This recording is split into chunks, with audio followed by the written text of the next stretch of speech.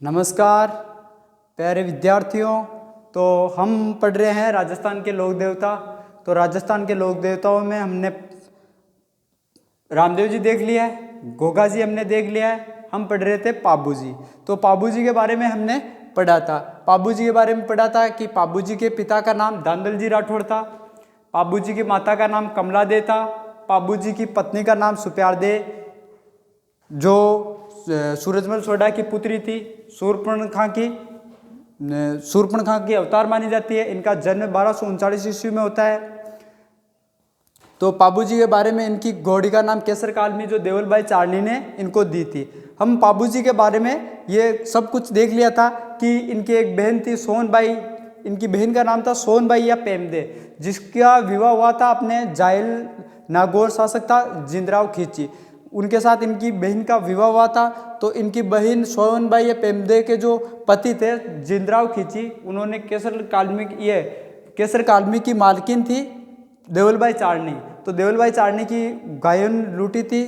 पाबू जी उनको बचाते हुए युद्ध में मारे गए थे। ये हमने सब कुछ देख लिया था। 1239 से 1276 तक इनका जीवन काल था।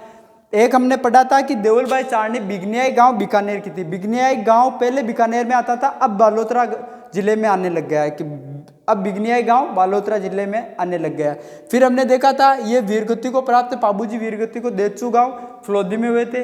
इनका मंदिर कहाँ है? इनका मंदिर कोलूमंड फलोदी में है। चैत्र अमावस्या को इनका मेला पड़ता है, जिस दिन इनका जन्म हुआ था।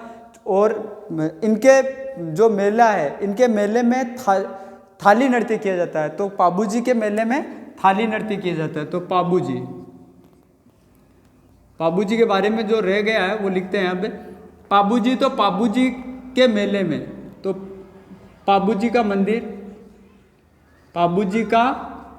तो पाबू जी का मंदिर कहाँ है? पाबू जी का मंदिर है कोलूमंड फलोदी, कोलूमंड फलोदी में। मेला कब बढ़ता है? तो पाबू जी का मेला बढ़ता है चैत्र अमावस्या को। पाबू जी का मेला चैत्र अमावस्या को, पाबू जी का मेला बढ़ता है चैत्र अमावस्या को। ठीक है। अब पाबू जी के मेले में, तो पाबू जी के मेले में अपने थाली नृत्य किया जाता है। तो ये भी लिख लो, पाबू जी के मेले में, पाबू जी के मेले में थाली नृत्य किया जाता है। पाबू जी के मेले में थाली नृत्य किया जाता है।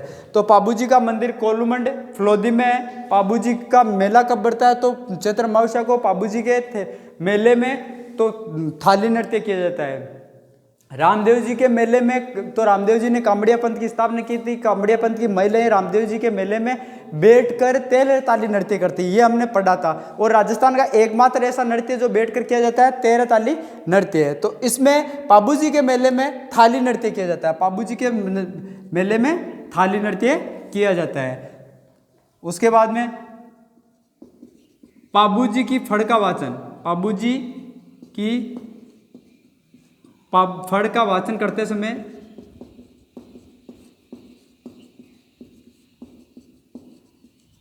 पाबू जी की फड़ का वाचन करते समय रावण हत्ता वाद्य यंत्र,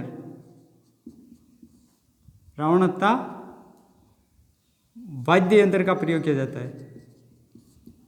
तथा इनके जो भक्त होते हैं, पाबू जी की फड़ का वाचन करते समय रावण हत्ता वाद्य यंत्र तथा रेबारी व रायका जाति, रेबारी या थोरी जाति, रेबारी रायका या थोरी जाति के लोग, रेबारी रायका या थोरी जाति के जो लोग होते हैं वो सारंगी वाद्य यंत्र का प्रयोग करते हैं। तो जाति के लोग सारंगी वाद्य यंत्र का प्रयोग करते हैं।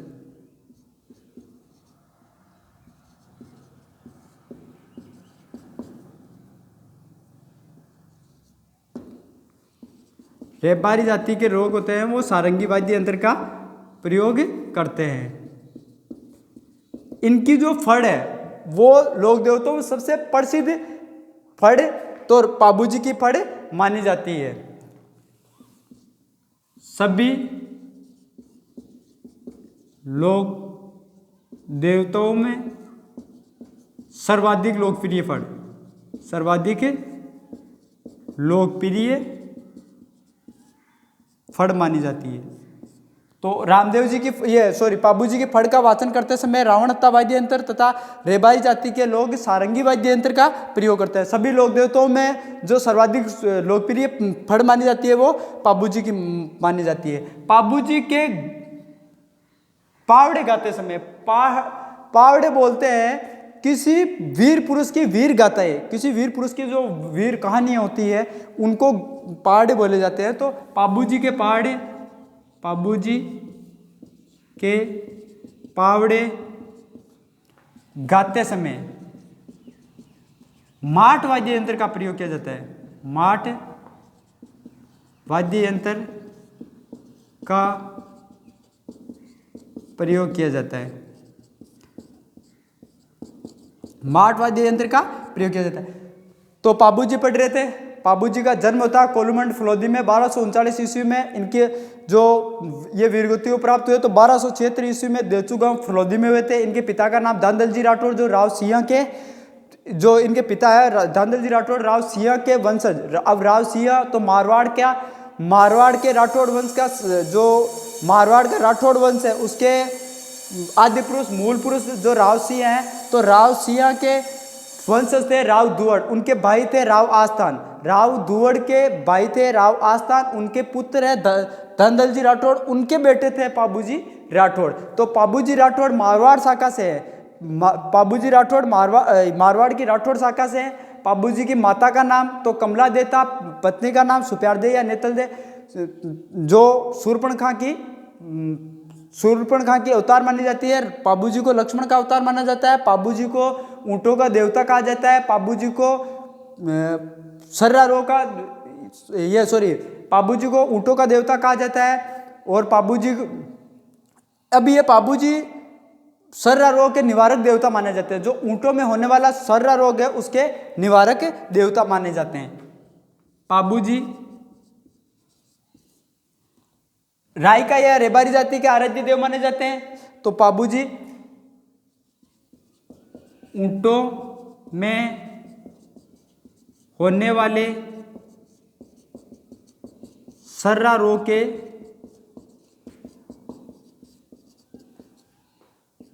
निवारक देवता माने जाते हैं। ऊंटों में होने वाले सर्रा रोग के निवारक देवता माने जाते हैं। यानी जो ऊंटों में सर्रा रोग होता है उसका निवारक इनके मतलब मंदिर पे जाने से होता है। पाबू जी रेबारी या रायका जाति के आराध्य देव माने जाते हैं, थोरी जाति के आराध्य देव, क्योंकि इन्होंने 7 थोरी भाइयों को, गुजरात का एक शासक था मन्ना बघेला, उससे 7 थोरी भाइयों की इन्होंने रक्षा की थी, इसलिए इनको थोरी जाति का आराध्य देव माना जाता है। तो पाबू जी ने 7 थोरी भाइयों की रक्षा गुजरात के शासक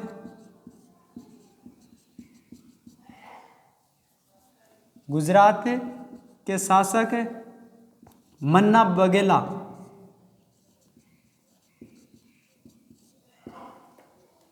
से करने के कारण इनको थोरी जाति अपना आराध्य देव मानती है। थोरी जाति अपना आराध्य देव मानती है। तो थोरी जाति इनको आराध्य देव क्यों मानती है? क्योंकि इन्होंने, पाबू जी ने 7 थोरी भाइयों की रक्षा की थी। मन्ना बघेला नामक कोई गुजरात का शासक था उससे, इसलिए इनको थोरी क्या करते हैं, इनको आराध्य देव मानती है थोरी जाति। ठीक है। उसके बाद में देखो इनकी बहन का नाम, तो इनकी बहन थी बहन सोहनबाई या पेमदे, सोहनबाई या पेमदे। इनकी बहन का नाम है सोहनबाई या पेमदे, जिसका विवाह जिंदराव खिची के साथ हुआ था, जायल शासक जिंदराव खिची के साथ। तो इसका विवाह जायल नागौर के शासक जिंदराव खिची के साथ हुआ। तो इसका विवाह जायल नागौर के शासक जिंदराव खिची के साथ हुआ। इनकी बहन का नाम सोहनबाई पेमदे था। इनके गुरु का नाम मैंने बताया था समृत भारती था। तो ये भी वापस लिख लो, लिखा हुआ नहीं है तो लिख लो ये कि इनके गुरु थे पाबूजी के समृत भारती।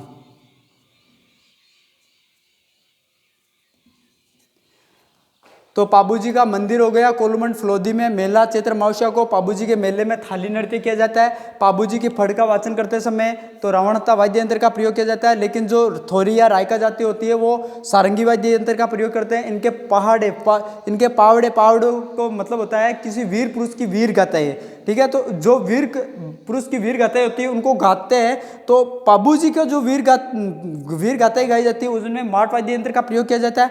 पाबूजी को ऊँटों में होने वाले सरा रोग का निवारक देवता माना जाता है। पाबूजी को प्लेग रोग का निवारक देवता भी कहा जाता है। पाबूजी ने 7 थोरी भाइयों की, तो पाबूजी ने 7 थोरी भाइयों की रक्षा गुजरात के शासक मन्ना बघेला से करने के कारण इनको थोरी जाति अपना आराध्य देव मानती है।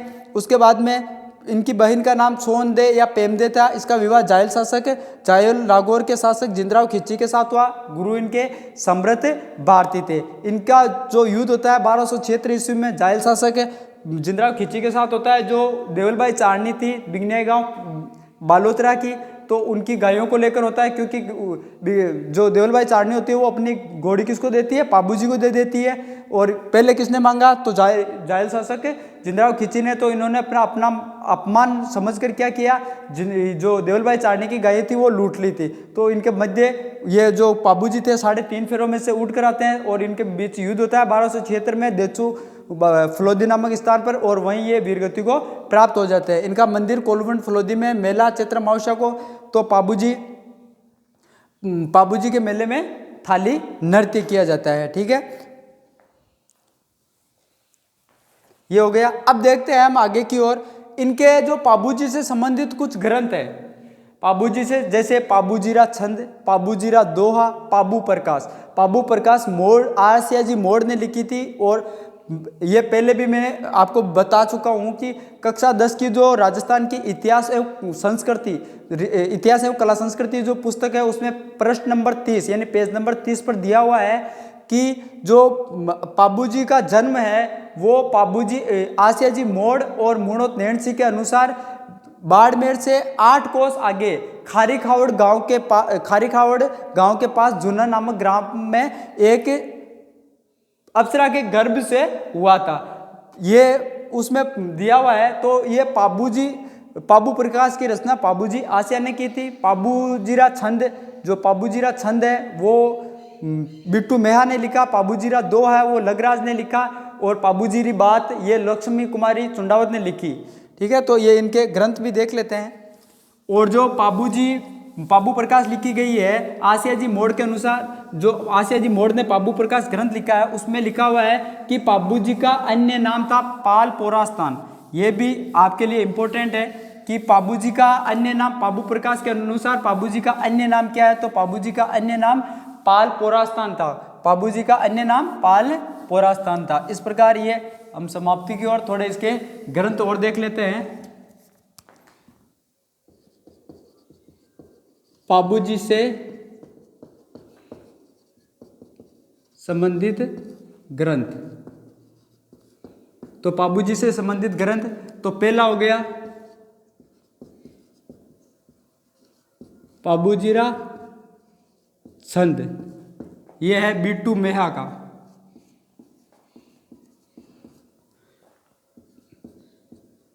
दूसरा है पाबूजीरा दोहा,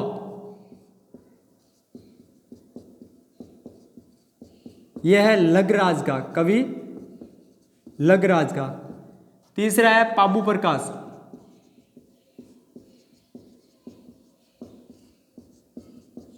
पाबू प्रकाश आसियाजी मोड़, मोड़ जी आसिया या आसिया जी मोड़, मोड़ जी आसिया है ये, मोड़ जी आसिया।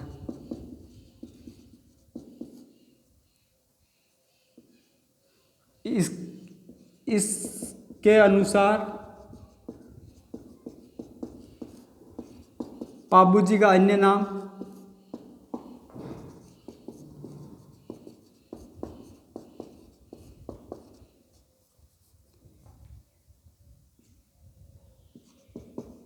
पाल पोरास्तान, पाल पोरास्तान।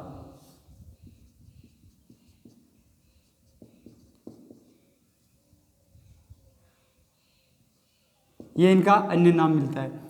इसके बाद में पाबूजीरी बात, लक्ष्मी कुमारी चुंडावत,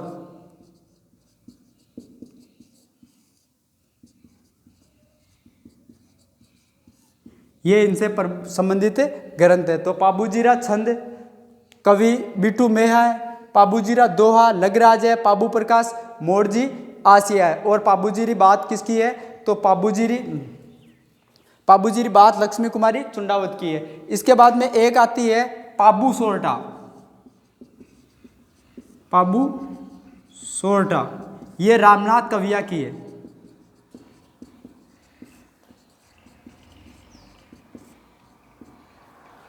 ये रामनाथ कविया की, पाबू सोरठा रामनाथ कविया की है। पाबूजीरी बात, पाबूजीरी बात तो ये लक्ष्मी कुमारी चुंडावत की है। बगड़ावत जो देवनारायण जी के गीत गाए जाते हैं, बगड़ावत जिनको बोलते हैं, वो भी लक्ष्मी कुमारी चुंडावत की कहानी है।